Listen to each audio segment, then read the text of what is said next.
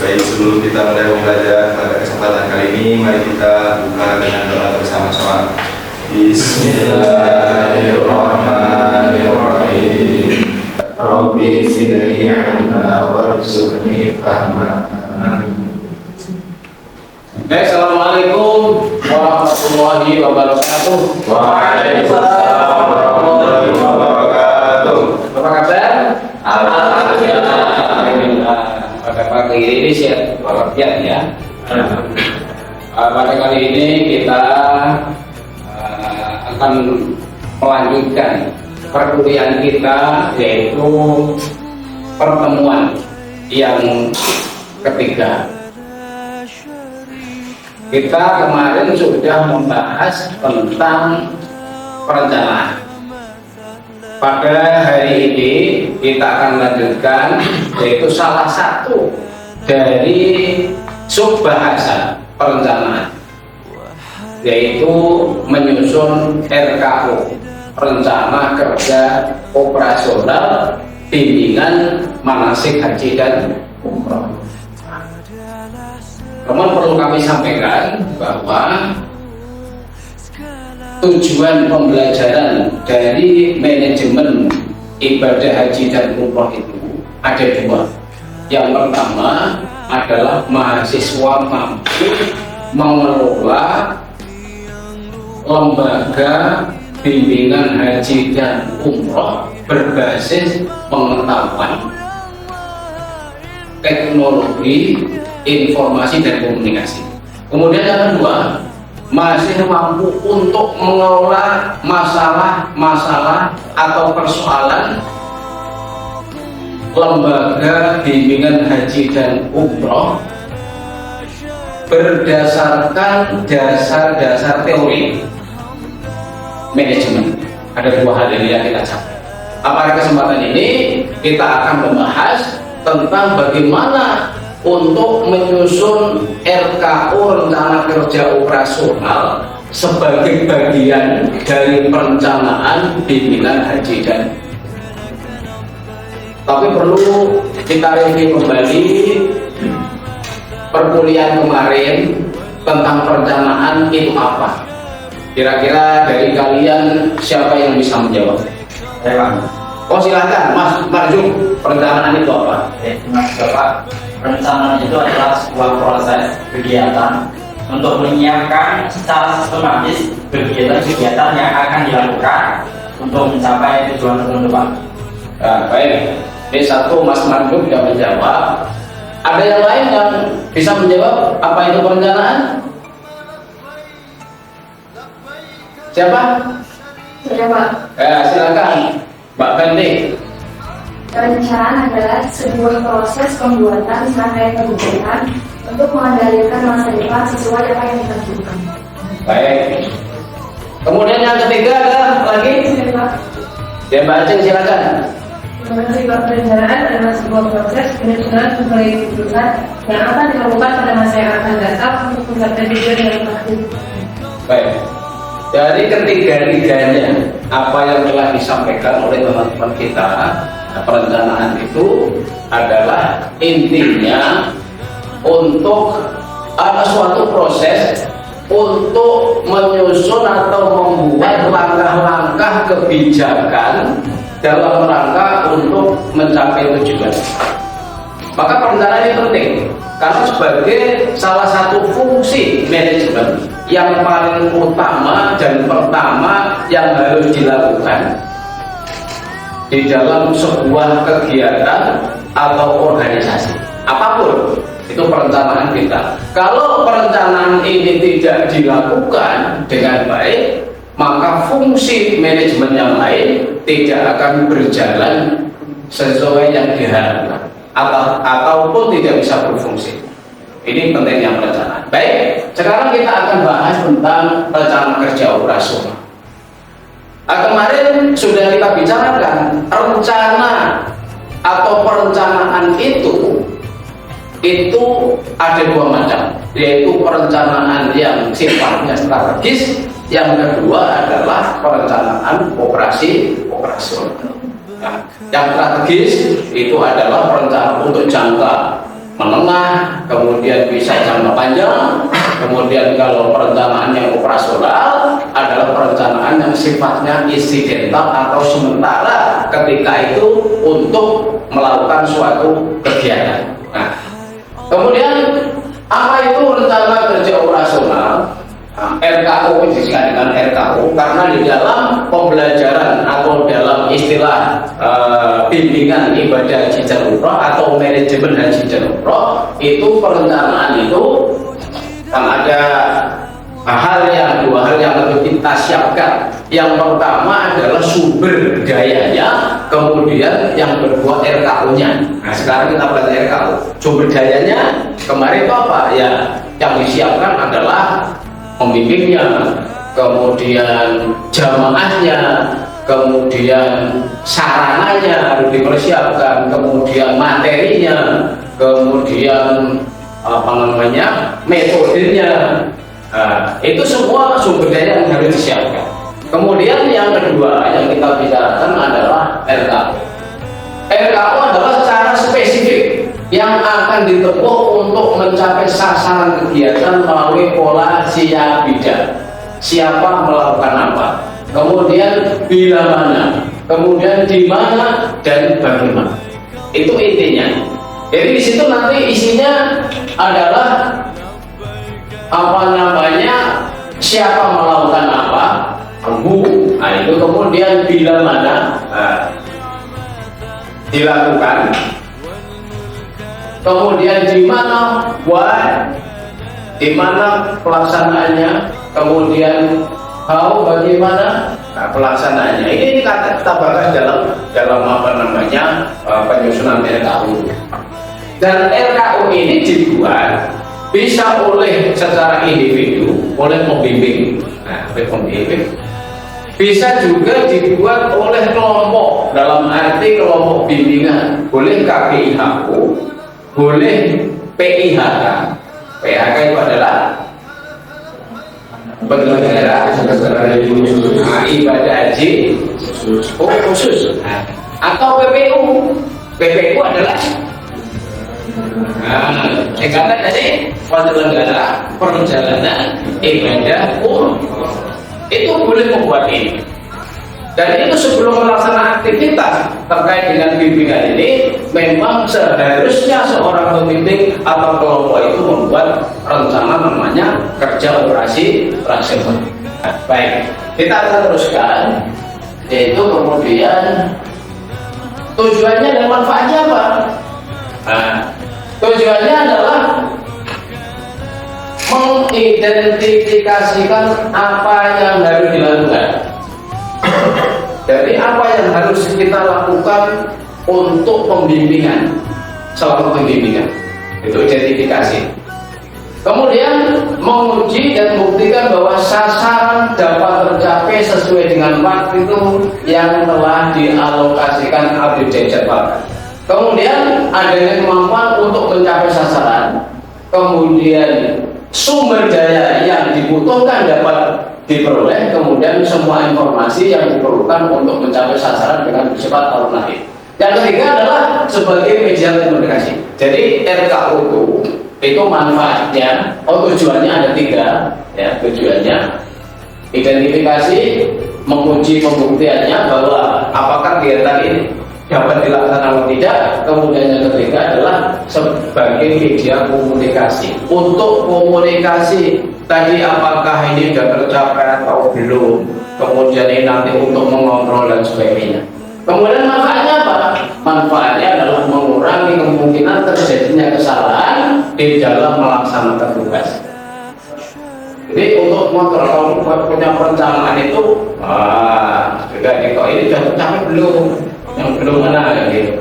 Kemudian yang B, meningkatkan keberhasilan mencapai tujuan pembimbingan kepada jamaah haji. Ini tujuan dan manfaat dari penyusunan RKU. Nanti kita akan mencoba dalam kesempatan ini adalah bagaimana menyusun RKU yang benar. RKU ini dibuat oleh tadi pemimpin boleh atau lembaga boleh. Itu ada RKU yang pembelajaran. Nah, sewaktu sebelum berangkat haji itu ada semacam pembelajaran, pembimbingan itu harus ada RKU. Kalau istilah dalam perkuliahan namanya RPS, rencana pembelajaran semester. Kalau yang di pembimbingan ini ya rencana pembelajaran manasik saja. Boleh apa RPM? Nah, jadi RPM. Yang kedua adalah rencana operasional, kerja operasional ketika dalam perjalanan ibadah haji maupun umroh dari tanah air sampai kegiatan di Arab Saudi Arabia. Nanti kalian akan kita tunjukkan bagaimana cara untuk membuat RKU ini. Untuk menyusun RKU baik yang pembelajaran atau bimbingan sebelum berangkat haji maupun bimbingan dalam perjalanan dan di tanah suci, tadi sudah saya sampaikan tentang kurikulumnya di lembaran tersebut, kemudian juga urutan-urutan perjalanan baik dari tanah air, kemudian di embarkasi, kemudian juga nanti ke pesawat, kemudian sudah sampai di Saudi Arabia, kemudian proses perajian terkait dengan ihram, kemudian wukufnya, mabitnya, Musdalifah, Mina, kemudian nanti sampai prosesi haji selesai. Nah, itu sudah ada di rencana perjalanan haji RPH yang kalian sudah saya berikan tadi. Oleh karena itu untuk menyusun RKU ini silahkan nanti berpedoman kepada lembaran yang telah saya berikan. Sampai di sini kira-kira ada pertanyaan tentang RKU ini? Silahkan. Ya, Mas Asrul, silahkan. Sebetulnya seberapa penting RKU ini dibuat ataupun disusun? Gimana? Seberapa penting RKU itu? Oh ya, seberapa penting RKU ini dibuat? Ya, sangat penting. Tadi sudah kita sampaikan bahwa RKU ini adalah untuk membuat keputusan atau rencana kegiatan yang akan dilakukan sehingga bisa untuk mengontrol dari apa kegiatan yang sedang dilakukan. Nah, itu pentingnya seperti itu. Makanya dari kegunaan dan fungsi sudah kita sampaikan seperti itu.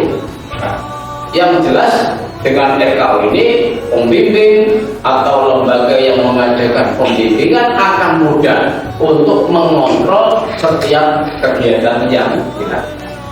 Seperti itu ya. Baik. Nah, sekarang kita lanjut. Sebelum melaksanakan pembimbingan itu tentunya baik person maupun lembaga itu membuat semacam time schedule, yaitu jadwal pelaksanaan bimbingan. Bimbingan itu kalau di KBHU atau perorangan itu dilakukan minimal ada 15 kali pertemuan. Nah, 15 kali pertemuan itu akan dilaksanakan berapa bulan?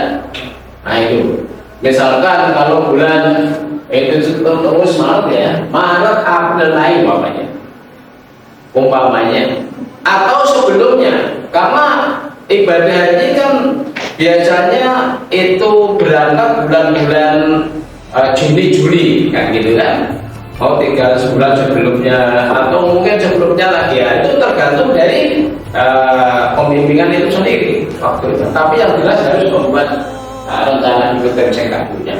Kalau itu mau ditempuh 15 kali dalam 3 bulan, itu berarti 1 bulannya berapa kali? Kalau 15 kali, 1 bulannya berapa kali? 5 kali. Nah, 5 kali apakah itu mau ditentukan per minggu? Kan 1 bulannya itu 4 minggu ya.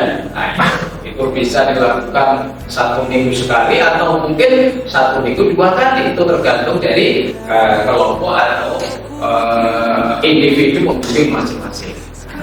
Karena kita sudah sampaikan beberapa pertemuan yang lalu bahwa pembimbingan ini bisa dilakukan oleh permohonan maupun oleh lembaga yang punya sertifikasi pembimbing ini.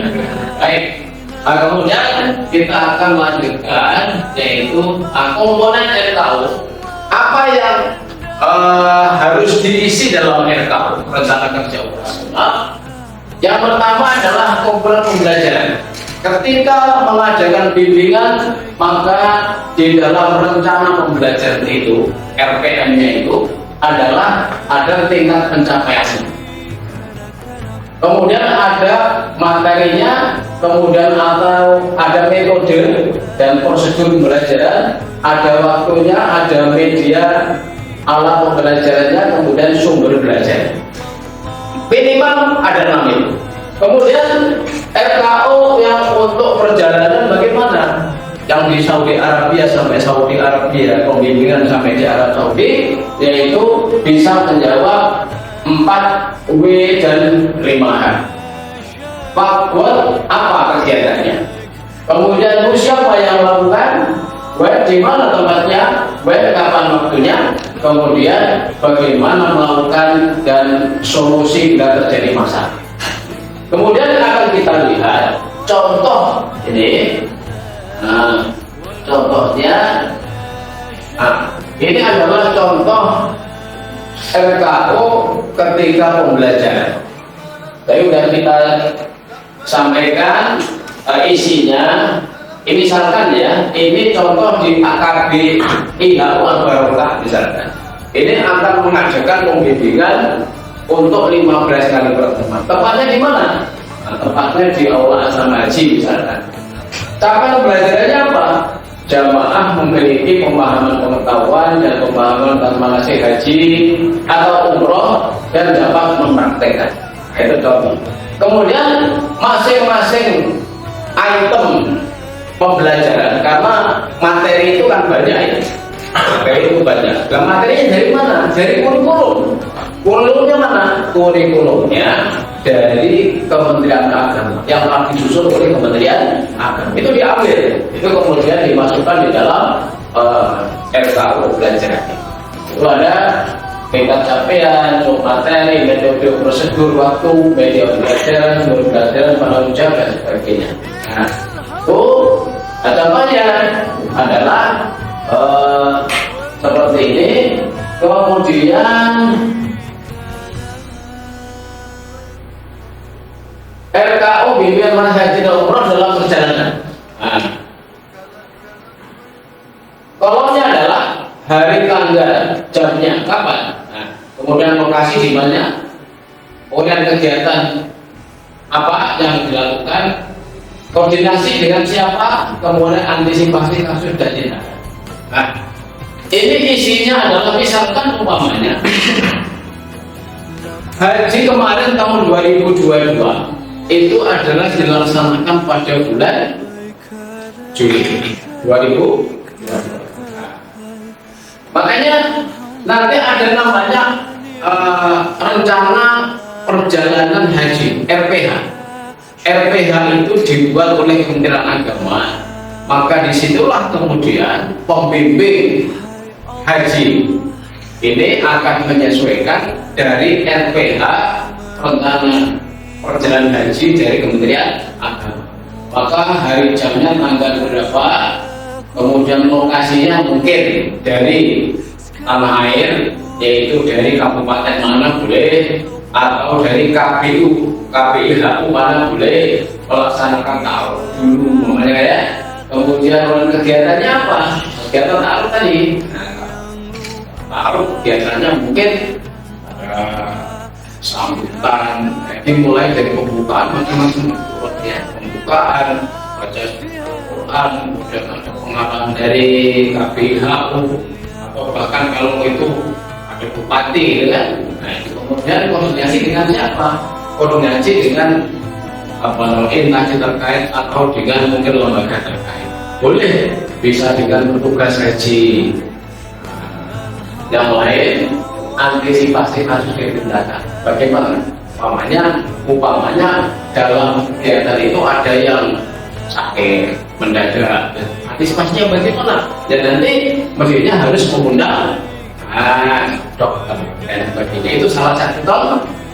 Baik, sampai di sini kira-kira sudah paham ya?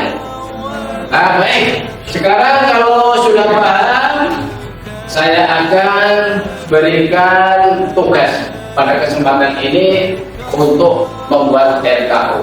Nah, kita bagi, ini ada berapa ya? 3 kelompok. Nah, 3 kelompok. Silakan. Sekarang kita buat angka ya. 1, 2, 3. 1, 2, 3. 1, 2, 3. 1. Silakan. Nah, sekarang buat kelompok. Cepat. 1 tim, Cepat. 2. Kelompok 1. Mana? Kelompok 2 mana? Kelompok 2. Kelompok 2. Kelompok 3. Kelompok 3 silakan. Baik. Saya selamat mengerjakan. Sudah. Kita beri kira-kira berapa menit? 10 menit. Sudah selesai ya? Ya. Baik. Untuk kelompok 1 sudah selesai? Sudah. Ditunjukkan mana? Oh ya, ini saya. Oke. Kelompok 2 sudah selesai? Sudah, Pak. Mana? Ya. Kelompok 3. Baik. Saya kira untuk pertemuan ya cukup ya. Cukup. Kalian sudah bisa membuat menyusun RKU dengan benar. Itu. Mudah-mudahan nanti untuk kedepannya kalian bisa membuat kelompok bimbingan. Kalau ya membimbing jamaah haji, tapi sarannya sampai ke Saudi atau membimbing itu harus sertifikasi dulu atau haji dulu. Tapi kalau membuat kelompok bimbingan boleh, nanti pembimbingnya jadi yang sudah haji dan sertifikasi. Saya kira itu untuk pertemuan kali ini. Mari kita untuk mengakhiri ini saya akan mencoba untuk melakukan tes ulang. Untuk mengetahui sejauh mana pengetahuan saudara atau mahasiswa ini terjadi.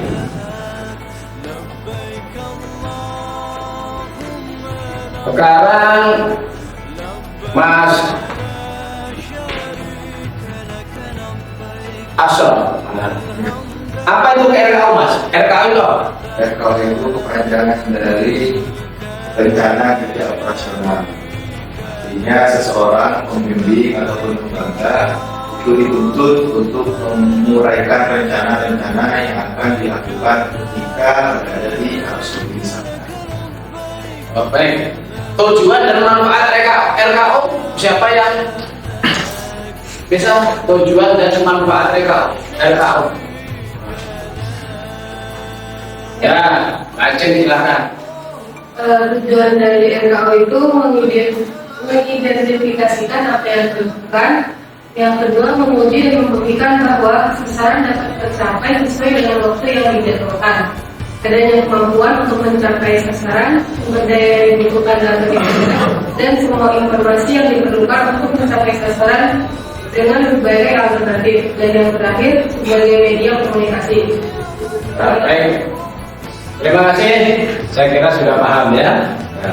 Saya kira ini sudah cukup. Pertemuan ini kita akhiri dengan membaca doa. Silakan Mas di doanya untuk menutup kuliah ini. Sebelum kita menutup berkuliah pada kesempatan kali ini, mari kita tutup majelis yang mulia ini dengan doa kafaratul majelis. Bismillahirrahmanirrahim. Subhanallahumma wa bihamdika asyhadu an la ilaha illa anta Astaghfirullah wa atubu ilaik. Assalamualaikum warahmatullahi wabarakatuh. Waalaikumsalam